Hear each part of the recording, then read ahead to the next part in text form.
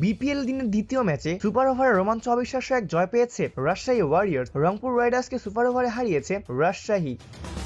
মূল ম্যাচের শেষ ওভারের পর সুপার ওভার ডেড বোলিং এ নিজের বোলিং কারিশমা দেখিয়েছেন রিপন মন্ডল। নিশ্চিত হারতে বসে থাকা ম্যাচে রাজশাহীকে জিতিয়ে মাঠ ছেড়েছেন রিপন মন্ডল। সিলেট আন্তর্জাতিক ক্রিকেট স্টেডিয়ামে টসে জিতে আগে রাজশাহী ওয়ারিয়র্সকে ব্যাটিং এ পাঠায় রংপুর রাইডার্স। আগে ব্যাট করতে নেমে শুরুতেই ধাক্কা খায় রাজশাহী। 6 বলে 2 রান করে দলের 12 রানের মাথাতে বিদায় নেন তানজিদ হাসান তামিম। পাওয়ার প্লে 6 ওভারে 1 উইকেট হারিয়ে 50 রান তোলে রাজশাহী। পাওয়ার প্লে শেষে চলেছে শান্ত এবং ফারহানের তাণ্ডব। দুজনের আগ্রাসী ব্যাটিং এ এগিয়েছে দলের ইনিংস। ধুমধারাক্কা ব্যাটিং চালিয়েছেন শান্ত ফারহান। তবে দলের 105 রানের মাথাতে ভুতুরে এক রান আউটে বিদায় নেন শান্ত। 30 বলে 41 রান করেন দলীয় এই অধিনায়ক। এরপরেই 105 রান থেকে 143 রান মাত্র 38 রানের মধ্যে 6 উইকেট হারিয়েছে রাজশাহী ওয়ারিয়র্স। নির্ধারিত 20 ওভারে খেলা শেষে 8 উইকেট হারিয়ে 159 রানের সংগ্রহ দাঁড় করায় রাজশাহী ওয়ারিয়র্স। রংপুর রাইডার্সের হয়ে 3 উইকেট নেন ফাহিম আশরাফ, 2 উইকেট নিয়েছেন আলিসাল ইসলাম, 1 উইকেট তোলেন মোস্তাফিজুর রহমান।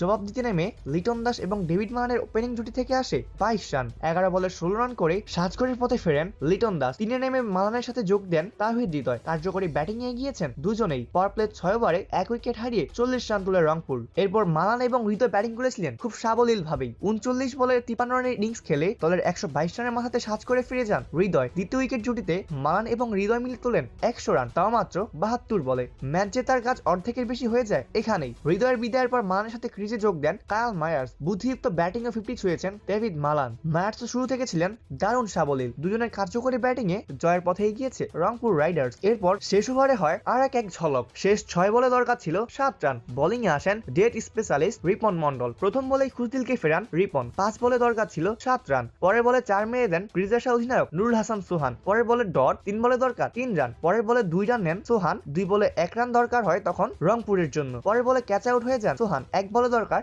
1 রান। তখন ক্রিজে আসেন সাইলেন্ট কিলার খ্যাত মাহমুদুল্লাহ রিয়াদ। রিপনের দারুণ এক ইয়র্কার থেকে সিঙ্গেল বের করতে পারেননি এই অভিজ্ঞ ব্যাটার। দারুণ ফিল্ডিং এ হয়েছেন রান আউটও এবং ম্যাচ হয়ে যায় টাই। এরপর সুপার ওভার রংপুরের হয়ে মাঠে নামেন কায়াল মায়ার্স এবং তাহিদ হৃদয়। রাজশাহীর হয়ে বোলিং এ আসেন আবারও সেই রিপন মন্ডল। প্রথম বলেই ওয়াইড, পরের বলে ফুল টস, তবে কাজ লাগাতে পারেননি কায়াল মায়ার্স। Dot ball. পরের বলে 1 রান নেন মায়ার্স। এই পরের ম্যাচ টাই ওভারে মাত্র 6 রান জড়ো করে রংপুর রাইডার্স।